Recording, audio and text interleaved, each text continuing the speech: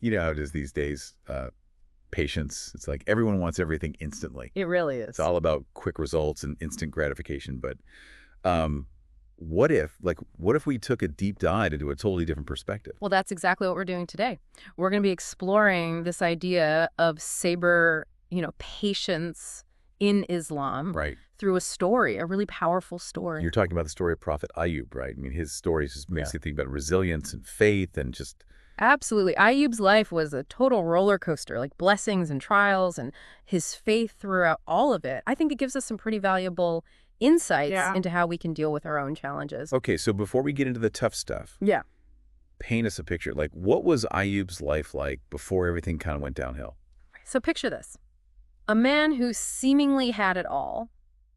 Wealth. I mean, tons of wealth. A big, loving family, perfect health. He was blessed, and he was incredibly grateful for all these blessings. It's almost like the story is setting us up right. You know, like they show the hero at their peak and then, boom, everything falls apart. You got it.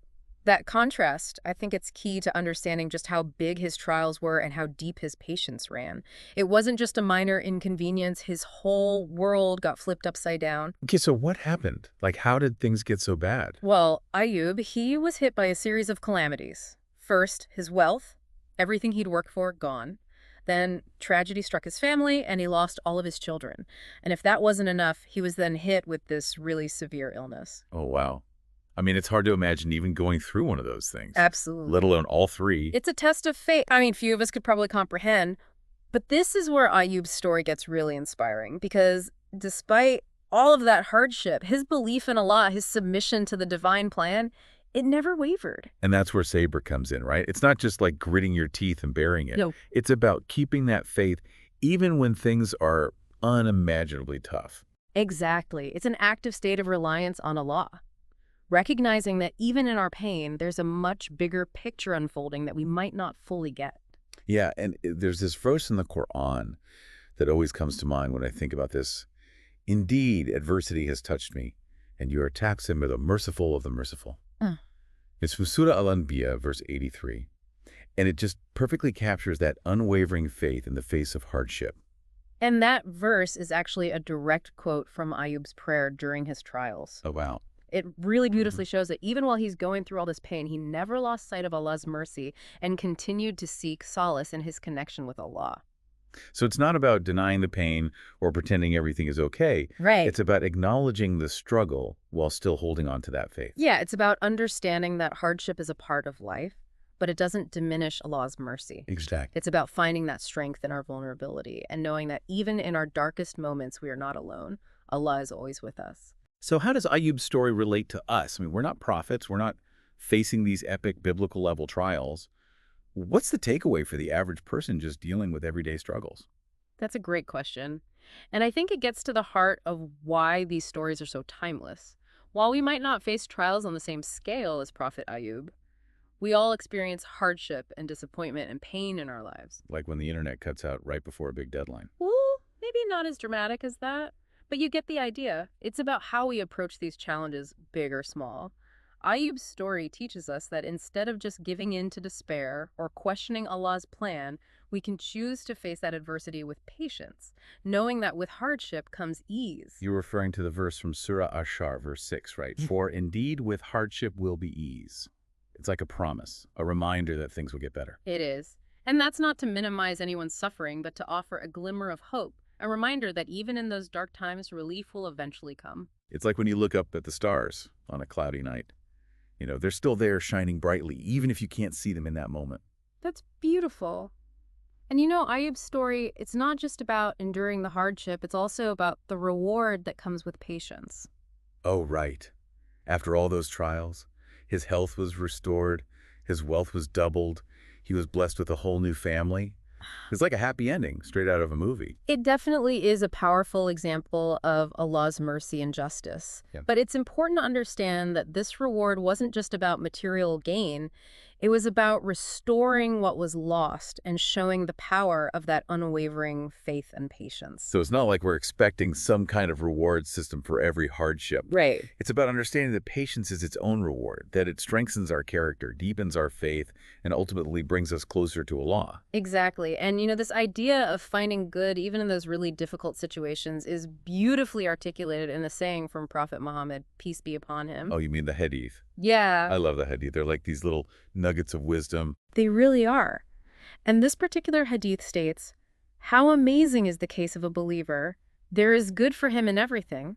If something good happens to him, he is thankful. If something bad happens to him, he bears it with patience. That's from Sahih Muslim, which is considered one of the most authentic collections. And it really highlights the believer's unique perspective, right? It's about seeing the good in every situation and understanding that even hardship can be a chance for growth. Absolutely. It's a reminder that even when we don't understand why we're going through something, Allah Right. has a plan, and that plan is ultimately for our own good. Okay, so we talked about Prophet Ayyub's incredible story as this example of Sabr. But I'm guessing there are other examples of patience in Islamic teachings, right? Like, how did Prophet Muhammad, peace be upon him, embody this in his own life? You're right. Ayyub's story is just one example. There are countless examples of prophets and companions and everyday people who showed this remarkable patience in the face of some really difficult stuff. And Prophet Muhammad's life is the perfect example of this. Perfect. So let's explore how he embodied patience, not just in those huge moments, but also in just the everyday interactions of his life. Sounds good. But before we do that, I'd love to hear what's resonating with you so far about Ayyub's story. What stands out to you? What parts of his experience feel relevant to your own life? I think for me, what really stands out is that patience isn't just about those like huge life-altering trials like Ayyub faced. Yeah. It's also about those little things, those everyday annoyances we all deal with. Absolutely. We often think about patience as this big heroic virtue, Right. but it's just as important in those small moments. Like being stuck in traffic or, your phone dying right before an important call or someone cutting you off at the grocery store. Oh yeah, those little things can really get to you. They do. But those moments are actually opportunities to practice patience Okay. in a low stakes way. Okay. It's like training for a marathon. You wouldn't just show up and run 26 miles without preparing. Right. You got to build up to it.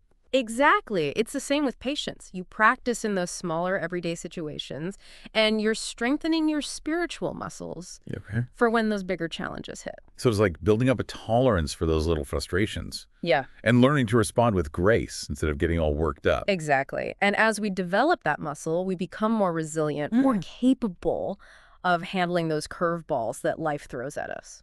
Okay, so let's talk about Prophet Muhammad, peace be upon him. Yeah. He faced incredible opposition and hardship throughout his life, and yet he remained patient and compassionate. His life is such a powerful example of what patience can do. Yeah. Imagine facing constant ridicule threats, physical attacks, Wow. and all the while trying to spread this message of peace and unity. It's hard to imagine. Most people would just give up or, lash out. Right? But Prophet Muhammad stayed strong. He never wavered. Never compromised his values. His patience wasn't about being passive or weak. Yeah. It was a choice rooted in his faith and trust in Allah's plan. One example that always comes to mind for me is the story of Taif Prophet Muhammad went there looking for support and refuge. Yeah. But instead, they met him with just hostility and violence. The people of Taif, they mocked him. They threw stones at him. They chased him out of the city. He was injured physically and emotionally. It's hard to even imagine going through something like that. It is. But what's even more amazing is how he responded. I mean, he could have easily called for some kind of divine retribution on them. Easily. But instead, he prayed for their guidance. He said, "O Allah, guide my people, for they do not know." It's incredible. It takes so much strength to respond to that kind of hatred with forgiveness. Absolutely. It shows us that patience isn't just about enduring hardship, it's about how we respond to it. And that choice, it can change us and the world around us. It's interesting because we often think of patience as being passive, Yeah. like just waiting for things to get better. But the Prophet Muhammad's example shows us it can be active and even transformative. Exactly. Patience isn't about giving up. It's about actively choosing to respond with grace, wisdom, and a commitment to our values. It's about taking a moment to breathe and ask, how can I respond to this in a way that aligns with my faith and brings me closer to Allah? It's about that choice, that intentional response, Yeah. rather than just reacting in the heat of the moment. Exactly. And that's where the real strength comes from. It's not about ignoring our emotions. It's about choosing how we express them and how we let them guide us. That makes me think about something we touched on earlier, the connection between patience and trusting in Allah's plan. It seems like the more we trust that plan, the easier it is to be patient, even when things are really rough. That's a great point. Trust and patience, they go hand in hand. When we believe that Allah has a plan for us, even when we can't see it or understand it, it's easier to surrender to that process, to accept the challenges and have faith that ease will follow. It's not about blind faith.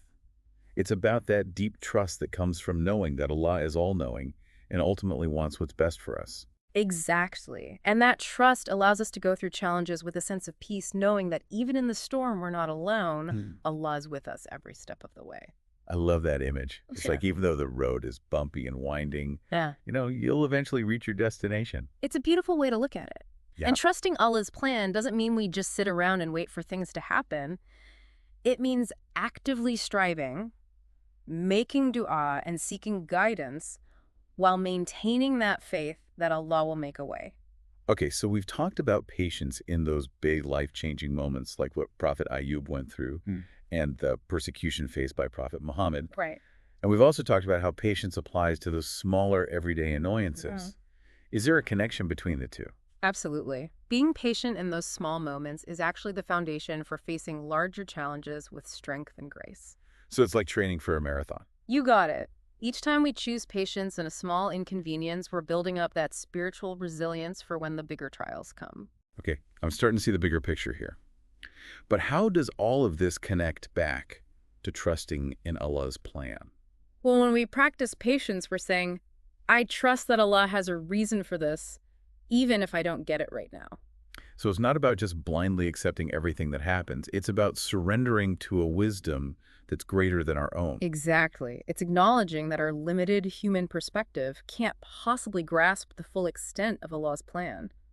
But we can still choose to trust in His wisdom, even when things are hard. And that trust becomes our anchor, our source of strength when we're feeling overwhelmed or lost. It's like that saying, grant me the serenity to accept the things I can. I change the courage to change the things I can and the wisdom to know the difference. That's a great one. And that wisdom often comes through prayer reflection and seeking guidance from those wiser than ourselves. Right. It's not about going through it alone. It's about leaning on our faith, our community, and all the resources we have. Absolutely. And remember, patience isn't about pushing down our emotions. It's okay to feel sad, frustrated, or angry. Yeah, those are human emotions. The key is to not let those emotions control our actions. It's about acknowledging them, processing them, and then choosing how to respond in a way that's in line with our values and our faith. Okay, so we've explored how patience is this virtue for everyday life, and for those huge moments. Yeah. We talked about Prophet Muhammad's example and trusting in Allah's plan. Yes, It's a lot to take in. it is. But it's so important because life is full of tests. It really is. And how we respond to them really shapes who we become. Right. And when we choose patience, we're not just enduring hardship, we're shaping ourselves into stronger people. Exactly. But is there a danger in being too patient? Like, what if we're in a situation that's harmful and we just keep telling ourselves to be patient? That's a really important question. And it highlights a key point. Patience is not about accepting injustice or tolerating harm. Right. It's about responding to adversity with strength and wisdom. So it's not about letting people walk all over you. It's about knowing when to stand up for what's right. Yes. Patience is about knowing when to hold steady, trusting that Allah has a plan, and when to stand up for yourself, even if it's tough. So how do we know when to do which? How do we cultivate that wisdom? That's where our moral compass comes, in our connection to Allah and our understanding of Islam. It's about seeking knowledge, reflecting on our experiences, and constantly learning and growing in our understanding of what it means to live a good life. Patience is a journey then. It is. It's a journey of learning and growing and striving to embody this virtue in everything we do. Okay, so we've talked about a lot. We talked about The importance of patience in small and big challenges, the example of Prophet Muhammad, the connection between patience and trust in Allah's plan, and the importance of knowing when to persevere and when to take action. wow, yeah, when you put it like that, it's amazing how much we've covered. It's been a deep dive. But the exploration of patience doesn't stop here. It's something we can continue to think about and integrate into our lives. I agree. And I'm sure our listeners are interested to hear more about how they can actually cultivate this virtue. I'm happy to share some more insights and tips, but before we do that, I'd love to hear what's resonating with you the most from what we've discussed so far. What's sticking out to you? What's really sticking with me is that patience is about how we respond to things. Mm. And that choice can be really powerful. Yeah, it really can. And that leads perfectly into what we were going to talk about next, actually cultivating patience. Okay, so how do we actually do that? How do we become more patient in our daily lives? Well, the good news is that patience, it's like any other virtue. Right. It's a skill you can develop with practice and intention. Okay, so it's like learning a new language. Uh-huh. You don't become fluent overnight. Yeah. You have to put in the time and effort. Exactly. And just like learning anything new, there are techniques and practices that can help. Okay, I'm ready. What are some of these patience exercises? All right, so here's a simple one, but it's really powerful. Mindfulness. When you feel that impatience coming on, hit the pause button. Take a breath and just observe your thoughts and feelings without judgment. So it's about catching those impatient thoughts before they take over. Exactly. That pause gives you space to choose a different response. Instead of just reacting, you can take a moment to think and choose a better way to handle things. That makes sense. It's like a buffer zone between what's happening and how you react. Exactly. Another helpful tool is to reframe your perspective. So instead of focusing on what's frustrating, you try to shift your attention to what you can learn from it. Okay, so it's like finding the silver lining. You got it. Like, let's say you're stuck in traffic. Instead of getting upset about the wasted time, maybe you could listen to a podcast or think about your day or even call someone you love. I like that. Instead of just being negative, you're finding a way to use the time.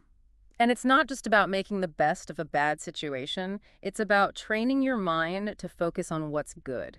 The more we do that, the easier it becomes to handle challenges with patience. Okay, so mindfulness reframing. What else have you got? Here's one that might surprise you. Mhm. Remember that you're not alone. We often try to do everything ourselves, but asking for help can be really helpful. Yeah, it's true. Sometimes just talking to someone can make things feel less overwhelming. Exactly. Whether it's a friend, a family member, or a mentor, sharing your struggles can make a big difference. And of course, there's prayer. Turning to Allah in times of difficulty is so important. Absolutely. Prayer connects us to the divine and gives us strength and resilience that we wouldn't have on our own. So it's like we're working on patience from both sides, Yeah, the practical and the spiritual. exactly. Mm. And as we do that, we'll become more patient people, Mhm. better able to handle whatever life throws at us. This has been such an interesting conversation. We've talked about so much. We have. The power of patience, Mm-hmm. how it's a skill we can develop, Yeah. not just something abstract. It's been great. It has. And it's a lot to take in. It is. But it's an important topic because life is full of challenges. It really is. And how we respond to those challenges makes all the difference. And remember, it's a journey. There will be times when we slip up, when we lose our patience. But the important thing is to keep practicing, keep trying, and keep reminding ourselves of how beneficial Sabr is. I love that. So as we wrap up our deep dive into patience, what's one last thought you'd like to leave our listeners with? The next time you're feeling impatient, think about the stories we talked about today. Remember Prophet Ayyub and his trust in Allah's plan. Remember Prophet Muhammad and how he faced hardship with strength and compassion. And let their examples inspire you to choose patience. Because every time you do, you're not just enduring, you're growing, you're getting stronger, and you're coming closer to Allah. That's such a powerful message. Thank you so much for sharing your insights with us. It's been my pleasure. And remember, we're all in this journey together. And to our listeners, we hope this deep dive has helped you see patience in a new light and given you some tools to bring more patience into your own lives. Until next time, may peace and blessings be upon you.